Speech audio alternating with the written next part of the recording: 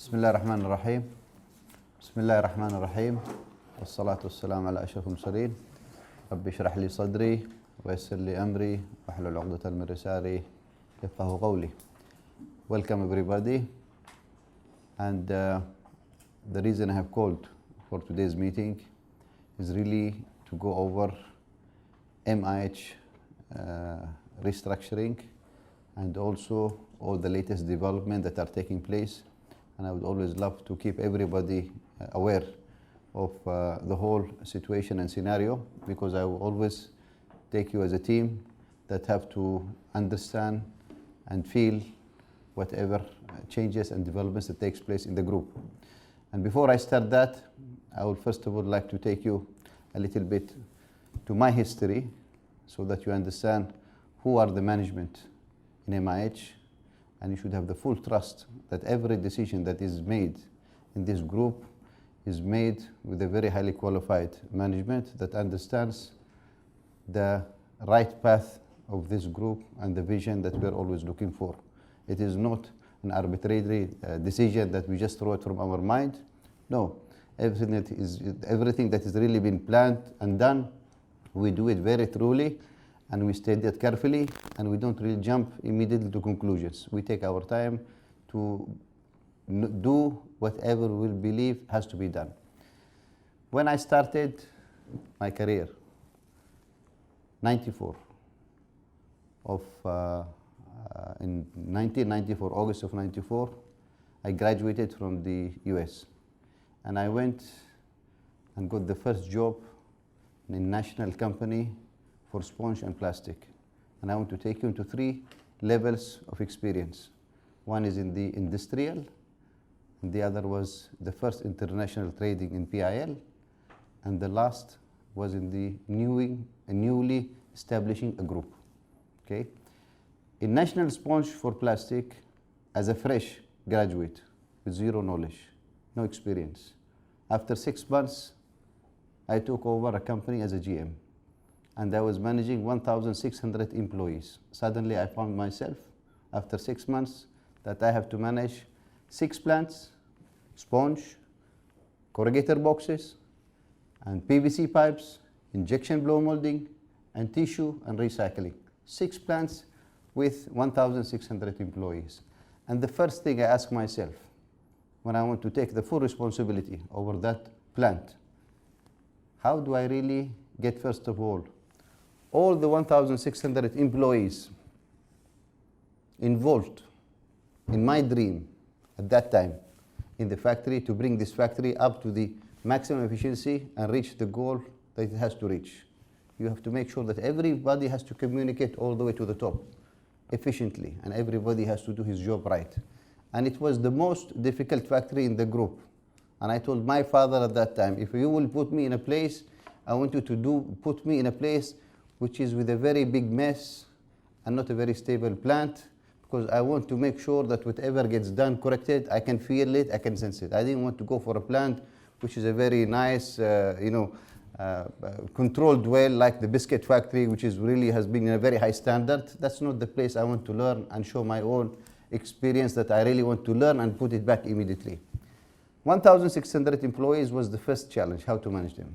And the second thing, which I believe was a risk on that one, is how do I protect the company in the event that something happens in the country where a war can happen, complications can happen, because in 1994 there was the unification between the South and the North, there was a war, and we can expect anything to happen in Middle East because a lot of things happening.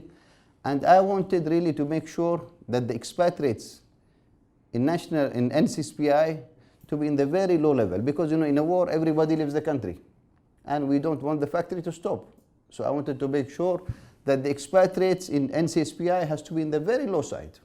In the event something happens, nothing will go wrong over there. So there was 2 challenges when I really assessed the situation. For the first one, in order to come up with some ideas, I came up with the suggestion box, something new for you to know, not the normal suggestion box that you hear and see from other places that you've heard. I thought of a suggestion box made of glass.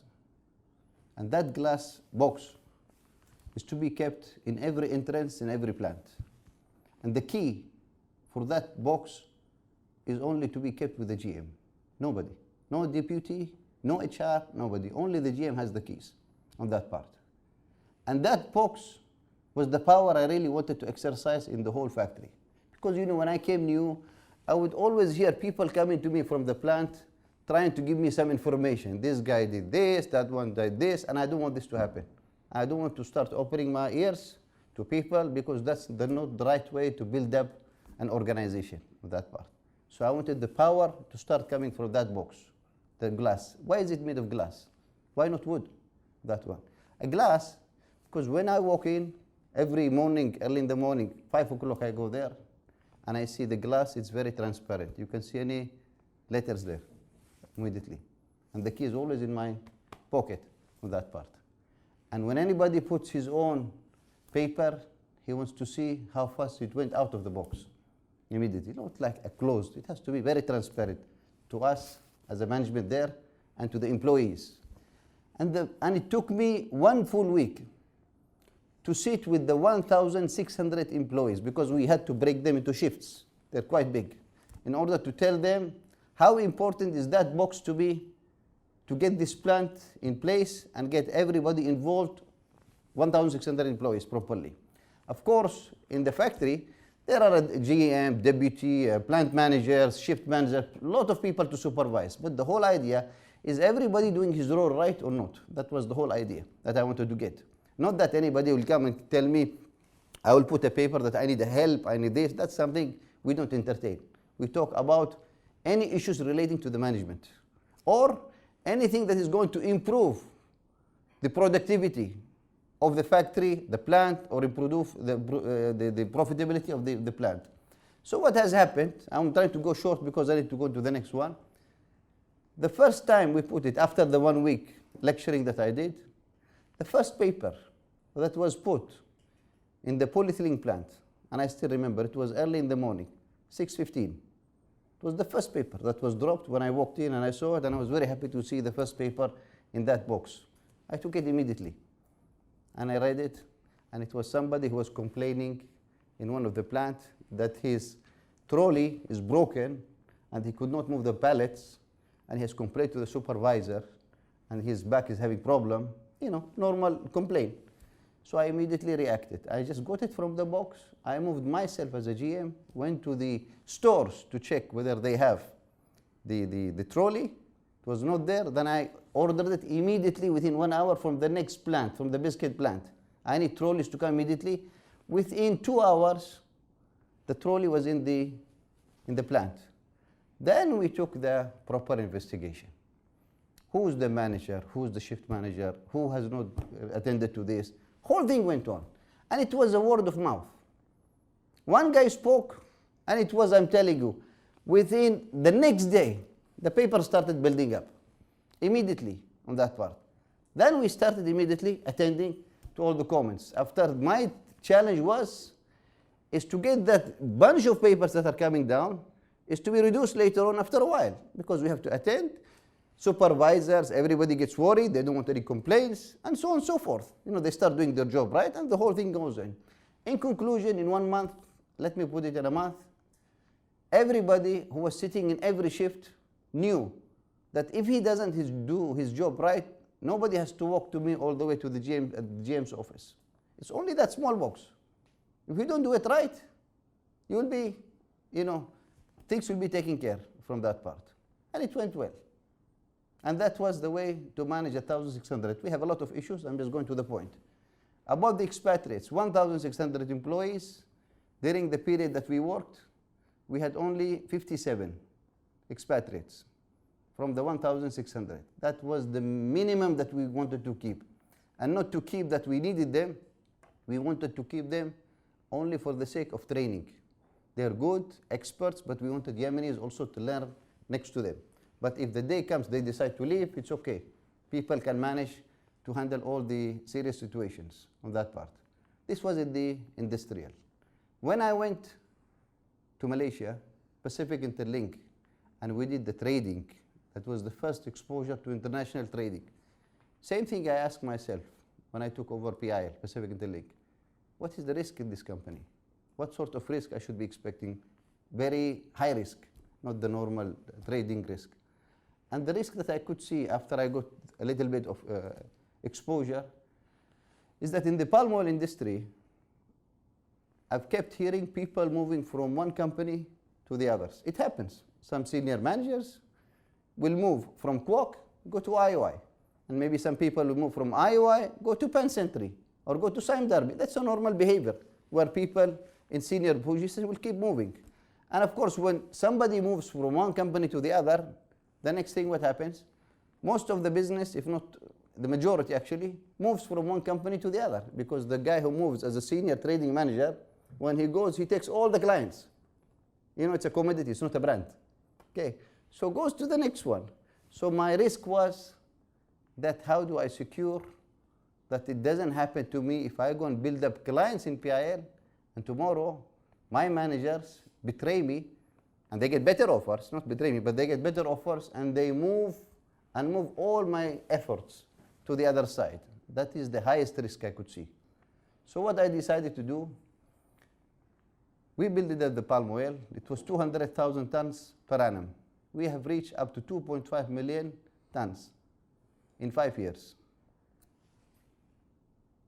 with the following things. The whole trading of the clients, I didn't want to keep it in KL. I concentrated on building RIP offices, and the RIP offices were the only place where they will have contact with the clients. My trading desks here have no way that they can interact with clients. They can only interact with Egypt, with George, with Jamal in Syria, with Bassam at one point of time in Jordan, with South Africa, whatever, wherever, and Ibrahim Dormas in Sudan. But at the end, I could tell you one thing. Wallah al-Azim, even if the 3 traders that were available in the palm oil trading desk leave the company in one time, they would not even move one client out of PIL. Okay? This is how I wanted to isolate the risk, because that's the most dangerous thing that you have, that we look. Now we go into our business. When I came to start my own future, in NCSPI, I was fresh, but the company, the factory, was already an old established factory. On Gulf Asia, it was the other way around. I was experienced, was with zero company. I still have to build, fresh on that part. And I had to ask a lot of questions, because that's a zero business that you're going to start. First of all, what to do? Second, how to do? And the third thing, how to protect it also. Okay. So what to do was our FMCG. Yes, we started the bulk, but that was not the intention. The intention was the FMCG on that part. But then how to do it, we wanted the experienced people. Now tell me, somebody who starts a fresh company, that means has no financials, has nothing, and you want to bring the best of the best in the market, who is going to come and work for you? Nobody, huh? You tell somebody today from Procter & Gamble, or from Unilever, or from Coca-Cola, come and work, and we just established yesterday to work. So why should we come? Why should we take the risk? What if we come, it doesn't succeed? Who you are? You are just talking, but we don't see anything in reality. But then I had to take a very, what do you call, high risk decision, which is I'm willing to pay, and pay very high, in order to bring, because nobody will come unless you pay him high. I'm talking about the beginning of that part. And I had to pay 3 times the package in the market in the first 6 months to 8 months. 3 times the package, just to attract people in and bring the right people, because it was a win-win situation. I wanted somebody to bring me the know-how, and he also enjoys it. So both of us, it was that we both enjoy it. I want somebody to come and help me fast, speed up the build of this dream that I wanted. The companies and the group that we wanted to do. And it went on. And then we started focusing slowly, brands in the oil, then the detergents, and so on. It came one after the other. But then we moved to the next one. how do we really organize it well? And there, you know the whole story when we brought Ernst and Young and we did all the organization charts and the policies and the procedures. There we started organizing and tightening the whole thing properly, where I wanted to close it. Then came a risk to follow, which I've explained to you in the last meeting which we had here. How can we have this group a long-lasting group? And I was worried much more about myself. That's how I discussed with you last time about the Constitution and the will and the GSO and the Board of Trustees. All this has been done. It has been planned in such a way that at every level we go, we have to protect it and protect it and protect it to make sure. This group, when it was built and it was meant to be running with no people. I mean, not relying on people, whether the owner or non-owner. It has to continue. There is a future, and there is a planned future. There is a risk, there is a headache, that's on the way. I will not tell you it's all clear with no headaches on that part. But at the end, we want to make sure when it moves, it has to move well. Maybe sometimes we speed up, we slow down, but we still move in one direction. Now when we come to MIH doesn't have much of risk like the commodity business. Meaning, if tomorrow 10 people leave from this company, or I sack 10 people from this group, as an example, a brand does not move from one company to the other. Doesn't move. Can you tell me today, if somebody is working at Coca-Cola, and tomorrow one of the senior managers leave, is he going to move a business from that company to Pepsi? No. It's a brand. And this is the beauty of a brand. A brand, focus on it, build it, the equity of the brand, market share, and it sustains the business. It sustains the future of this group. And this is how. At the end, we are all going around our brands. Okay, whoever wants to keep going out of that, he will go by himself only. He will jump by himself. But nobody will go away from the brand, that one. And this is really what we have to keep focusing. I do respect everybody in this group, but sometimes we have to take very severe decisions when it comes to protecting the interest of the group. My job is to protect the shareholders' interest, the investors' interest, the employees' interest, that has to go there, and the partners' interest. What I mean by partners is the suppliers who are relying on us, who we have outstanding to them. So we have to make sure that we have to protect. When we talk about profitability or no profitability, all those 4 parties are involved. And my job is to protect their interests, 4 of them, including all of you on that part. So when one day we come and say, there is a decision to be made that these things cannot be done, if 4 or 5 or 1 or 2 people say, sorry, we cannot do it, I'll say, my friend, this is not your place. If you don't like something, there's no problem. You don't have to say it. You can look somewhere else for a job, and then after a month or 2 or 3, I'm very free, I'm very open person. You can take your time. Look for another job. If you find a job that suits what you like, then you can resign after 3 or 4 months and go and say, I got better offer, and then go. There's no issue. You have a right, and I have the right on that part. But you have no right to come and say, I don't like this in the group. Because if you are an owner, then you can raise a voice. But if you are not an owner, then I'm sorry, you have rights to talk, which your rights is, of course, to look for better offers, whether with the company that you work or with others.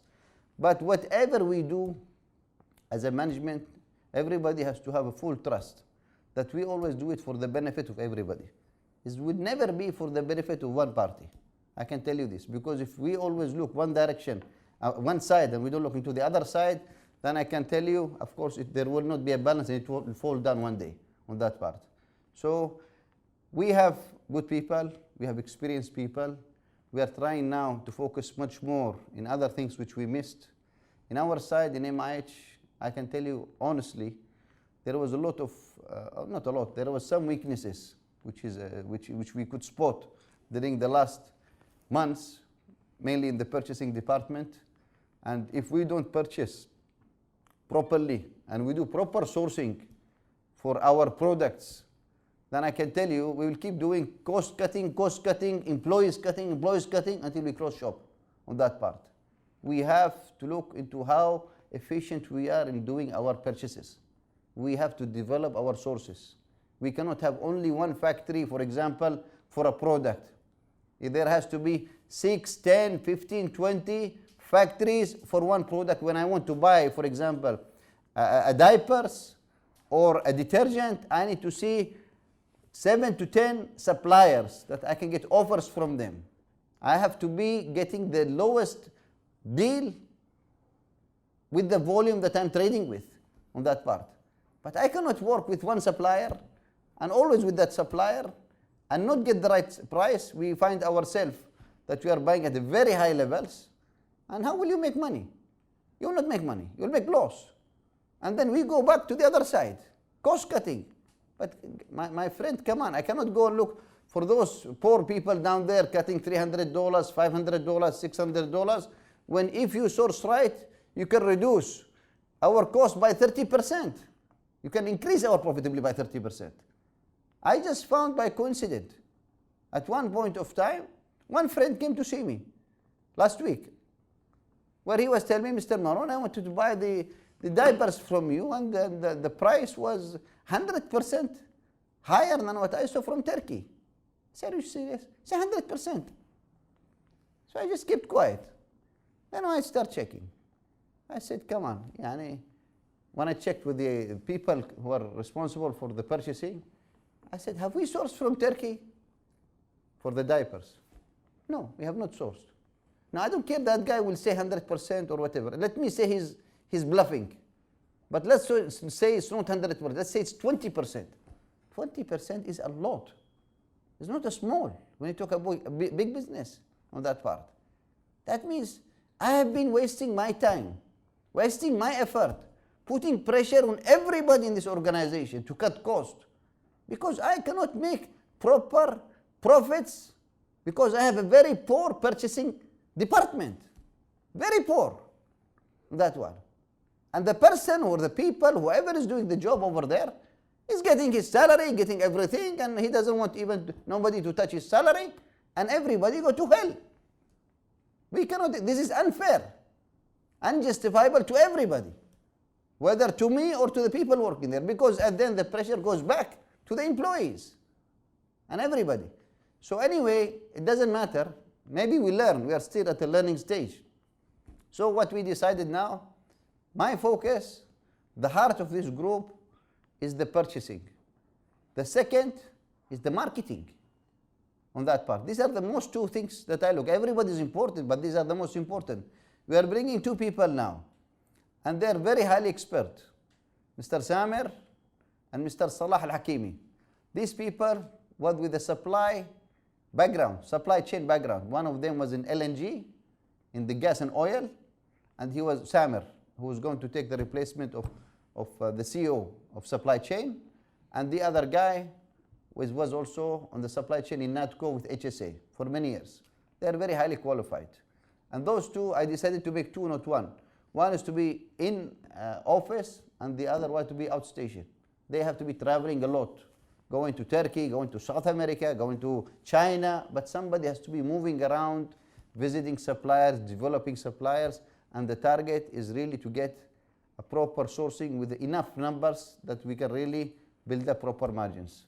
This is what we really want to do. So I want everybody really to understand what we are going through, and sometimes we have to really do some severe operations, but it's for the good of everybody.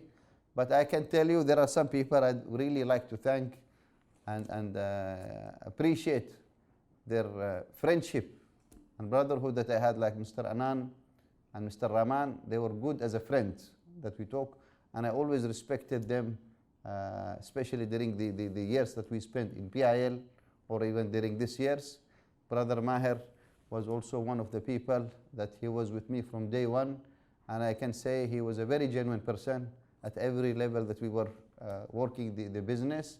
And these are the people that we are really looking for. We want people who are very loyal to the group, and we say something that is affecting the group, it's like when they hear about it, they get themselves affected on that part.